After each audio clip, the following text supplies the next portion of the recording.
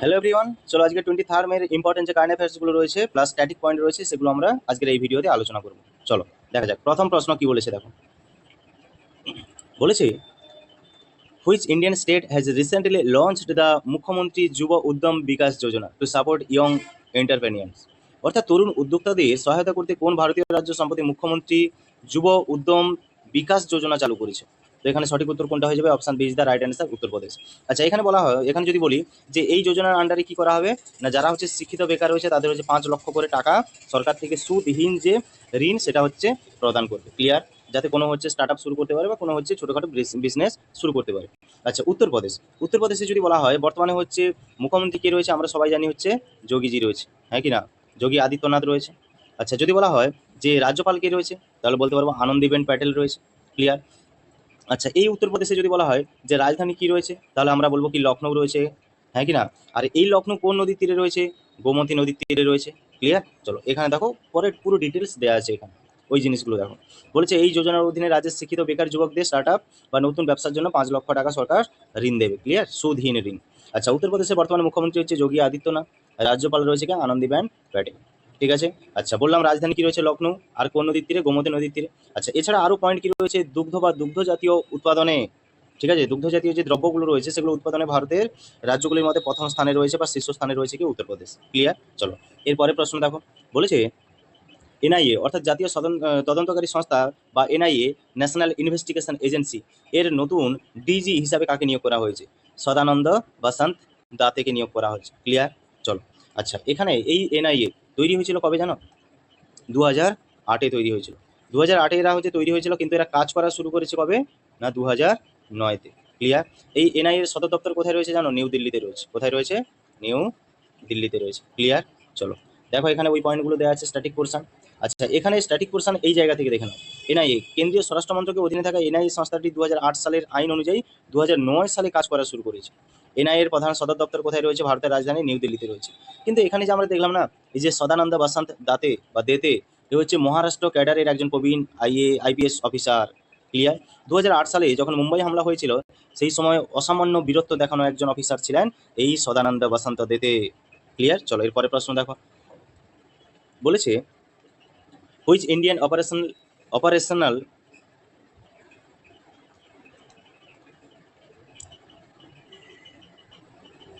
আচ্ছা, চলো এরপরের প্রশ্ন কি বলেছে দেখো।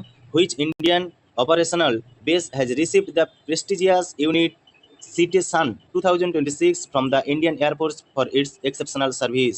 অর্থাৎ ব্যতিক্রমী পরিষেবার জন্য ভারতীয় বিমান বাহিনীর কাছ থেকে মর্যাদাপূর্ণ ইউনিট সাইটেশন 2026 লাভ করলো কোন ভারতীয় বিমান ঘাঁটি? সঠিক উত্তর হয়ে যাবে option A is the right answer, অর্থাৎ আম্বালা এয়ারফোর্স স্টেশন। আচ্ছা, এই আম্বালা এয়ারফোর্স স্টেশন এটা কোথায় রয়েছে জানো? হরিয়ানাতে রয়েছে। হরিয়ানার কোথায় রয়েছে না? গুরুগ্রামে রয়েছে। ক্লিয়ার? চলো এখানে ভারতের উন্নত যে যুদ্ধ বিমান রাফায়েল সব এখানেই রাখা রয়েছে। ক্লিয়ার? চলো এখানে দেখে নাও পয়েন্টগুলো। হরিয়ানার আম্বালা বিমান ঘাঁটি ভারতীয় বিমান বাহিনীর অন্যতম কৌশলগত ঘাঁটি, যেখানে ভারতীয় অত্যাধুনিক রাফায়েল যুদ্ধ বিমানগুলো মোতায়েন করা রয়েছে। আচ্ছা, ভারতীয় বিমান বাহিনী বা ইন্ডিয়ান এয়ারফোর্স কবে তৈরি হয়েছিল? 1932-তে তৈরি হয়েছিল। ক্লিয়ার? কবে? তারিখটা কত? 8ই অক্টোবর। সেই হিসাবে আমরা 8ই অক্টোবর কি পালন করি না? বিমান বাহিনী দিবস বা ইন্ডিয়ান এয়ারফোর্স ডে। ক্লিয়ার? চলো এরপরে প্রশ্ন দেখো। আচ্ছা, এখানে আরো দুটো পয়েন্ট আমি বলতে পারি। যেখানে দেখলাম যে ইন্ডিয়ান এয়ারফোর্স হলো, তাহলে আমি এখানে বলতে পারি ইন্ডিয়ান আর্মি ডে। তাহলে ইন্ডিয়ান আর্মি ডে যদি বলা হয় সেটা কবে বলবো না? 15 জানুয়ারি। ক্লিয়ার? আচ্ছা, যদি বলা হয় Indian navy day, navy day কবে বলবো সেটা না? 4 ডিসেম্বর। ক্লিয়ার? চলো এরপরে প্রশ্ন দেখো। আচ্ছা, ভিডিওটি যদি ভালো লাগে অবশ্যই লাইক শেয়ার অ্যান্ড সাবস্ক্রাইব করে দিও। আর আমাদের যে এক্সাম আড্ডা নামে ফেসবুক পেজ রয়েছে, ফেসবুক প্রোফাইল রয়েছে, ওটাতে অ্যাড হতে পারো। এক্সাম আড্ডা নামে ইনস্টাগ্রাম রয়েছে, ওটাতেও অ্যাড হতে পারো। আচ্ছা, এই পিডিএফ তোমরা কোথায় পাবে? এই যে ক্লাস, প্রত্যেক দিনের ক্লাস তোমরা এবার পড়ছো ডেলি কারেন্ট অ্যাফেয়ার্স, তো এই পিডিএফ পাবে কোথায় না? তার জন্য তোমাদের টেলিগ্রামে অ্যাড হতে হবে। ভিডিওর নিচে, ঠিক আছে, লিঙ্ক থাকবে টেলিগ্রামের, ওখানে অ্যাড হয়ে যাবে। ক্লিয়ার? পিডিএফ ওখান থেকে পেয়ে যাবে। চলো এরপরে প্রশ্ন দেখো। বলেছে কোন দেশ সরকারিভাবে আন্তর্জাতিক সৌরজোট বা ইন্টারন্যাশনাল সোলার অ্যালায়েন্সের 100তম পূর্ণাঙ্গ সদস্য দেশ হয়ে উঠেছে? সঠিক উত্তর কোনটা হবে? Option B is the right answer, অর্থাৎ প্যারাগুয়ে। ক্লিয়ার? আচ্ছা, ইন্টারন্যাশনাল সোলার অ্যালায়েন্স জানো কোন দুটি দেশের যৌথ উদ্যোগে তৈরি হয়েছে? India and France. ফ্রান্স। আচ্ছা, কবে তৈরি হয়েছে? 2015-তে প্যারিস চুক্তি হয়েছিল। সেই প্যারিস চুক্তিতে 2015-তে ইন্টারন্যাশনাল সোলার অ্যালায়েন্স যে সংগঠন সেটা তৈরি করা হয়েছে। ক্লিয়ার? আচ্ছা, প্যারাগুয়ে সম্পর্কে যদি বলা হয়, প্যারাগুয়ে হচ্ছে কোন মহাদেশে রয়েছে? South America. কোন মহাদেশ? South America. ক্লিয়ার? সাউথ আমেরিকার হচ্ছে একটা ল্যান্ড লক কান্ট্রি। ঠিক আছে, চলো দেখো এখানে পয়েন্টগুলো দেওয়া আছে। বলছে আন্তর্জাতিক সৌরজোট বা আইএসএ মানে ইন্টারন্যাশনাল সোলার অ্যালায়েন্স হলো ভারত ও ফ্রান্সের যৌথ উদ্যোগে 2015 সালে প্যারিস জলবায়ু সম্মেলনের সময় গঠিত একটি আন্তর্জাতিক সংস্থা বা সংগঠন। বিশ্ব মঞ্চে ভারতের নেতৃত্বে তৈরি হওয়া এই ইন্টারন্যাশনাল সোলার অ্যালায়েন্সের আন্তর্জাতিক সদর দপ্তর কোথায় রয়েছে? ভারতের হরিয়ানা রাজ্যের গুরুগ্রাম বা গুরগাঁওতে রয়েছে। আচ্ছা, প্যারাগুয়ে থেকে দেখে নাও। প্যারাগুয়ে হলো দক্ষিণ আমেরিকা মহাদেশের একটি স্থলবেষ্টিত দেশ, ল্যান্ড লকড কান্ট্রি, যার রাজধানী রয়েছে রাজধানী হলো কি রয়েছে? আসুয়ানসিয়ন। ঠিক আছে, চলো। আচ্ছা, এবার দেখো এর পরের প্রশ্ন কি বলছে? ওয়ার্ল্ড ডিজিটাল কম্পিটিটিভনেস র্যাঙ্কিং 2026-এ ভারতের অবস্থান কত? সঠিক উত্তর হয়ে যাবে কত? 49। আচ্ছা, যদি বলা হয় এই র্যাঙ্কিংয়ে প্রথম স্থানে কে রয়েছে? প্রথম স্থানে রয়েছে ইউএসএ। কে রয়েছে? ইউএসএ রয়েছে। ক্লিয়ার?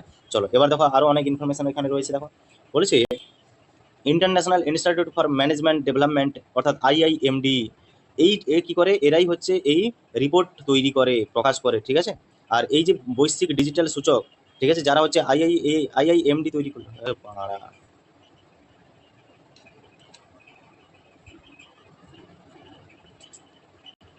চলো এরপরে প্রশ্ন কি বলছে? দেখো ওয়ার্ল্ড ডিজিটাল কম্পিটিটিভনেস র্যাঙ্কিং 2026-এ ভারতের অবস্থান কত? সঠিক উত্তর হয়ে যাবে option C, the right answer, 49।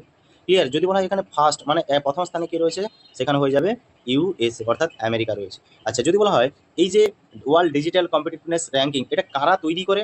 না আইআইএমডি। ঠিক আছে, চলো দেখো এখানে কতগুলো পয়েন্ট দেওয়া আছে, স্ট্যাটিক পয়েন্ট। দেখো বলছে international institute for management development অর্থাৎ আইআইএমডি দ্বারা প্রকাশিত এই রিপোর্টে শীর্ষস্থানে রয়েছে কে? মার্কিন যুক্তরাষ্ট্র মানে ইউএসএ। আচ্ছা, এটা কি রয়েছে এটাতে? না সাইবার নিরাপত্তা, প্রযুক্তিগত জ্ঞান এবং ভবিষ্যৎ প্রস্তুতির ওপর ভিত্তি করে এই আন্তর্জাতিক র্যাঙ্কিং তৈরি করা হয়। আচ্ছা, ভারত যদি বলা হয় ডিজিটাল ইন্ডিয়া মিশনটি আমাদের দেশের সরকার কত সালে চালু করেছে আনুষ্ঠানিকভাবে? না সেটা হচ্ছে 2015-তে। Very very important. Digital India চালু করেছে ভারত সরকার কত সালে? 2015 সালে। চলো পরের প্রশ্ন দেখো। বলেছে কোন ভারতীয় মহিলা কুস্তিগীর সম্প্রতি এশিয়ান রেসলিং চ্যাম্পিয়নশিপ 2026-এ সোনা বা স্বর্ণ পদক জয়লাভ করছে? সঠিক উত্তর হবে কোনটা? না অন্তিম পাংঘাল। ক্লিয়ার? চলো অন্তিম পাংঘাল যদি বলা হয়, আমরা দেখবো এ হচ্ছে একজনকে না হরিয়ানার একজন বাসিন্দা, উদীয়মান একজন তারকা, যিনি হচ্ছে যার দিকে তাকিয়ে রয়েছে পুরো ভারত। ঠিক আছে, যে অলিম্পিকে বড় কিছু একটা করতে চলেছে। আচ্ছা, এশিয়ান রেসলিং চ্যাম্পিয়নশিপ 2026-এ এই আসরটি উজবেকিস্তানের রাজধানী তাসখন্দে অনুষ্ঠিত হচ্ছে। Very very important. আচ্ছা, কুস্তি বা রেসলিং খেলাটিকে ভারতের উড়িষ্যা রাজ্য সরকার বিশেষভাবে স্পন্সর ও প্রমোট করছে। Very very very very important. কোন রাজ্য করছে? না উড়িষ্যা। ক্লিয়ার? আচ্ছা, এইটা একটু দেখে রাখো, এশিয়ান রেসলিং চ্যাম্পিয়নশিপ 2026 এই আসর কোথায় বসেছে? উজবেকিস্তানের রাজধানী তাসখন্দে হচ্ছে। ক্লিয়ার?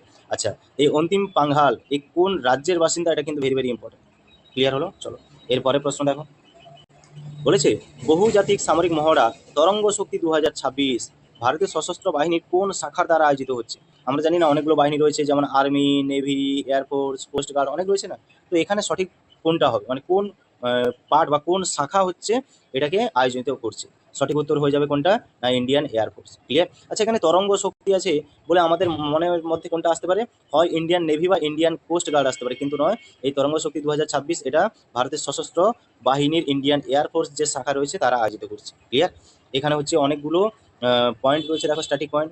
12টিরও বেশি দেশ হচ্ছে এই মহড়াতে অংশগ্রহণ করবে। ক্লিয়ার? চলো আচ্ছা, বর্তমানে ভারতীয় বিমান বাহিনীর প্রধান বা chief of the air staff পদে কে রয়েছে? না air chief marshal VR Chowdhury. Very very important.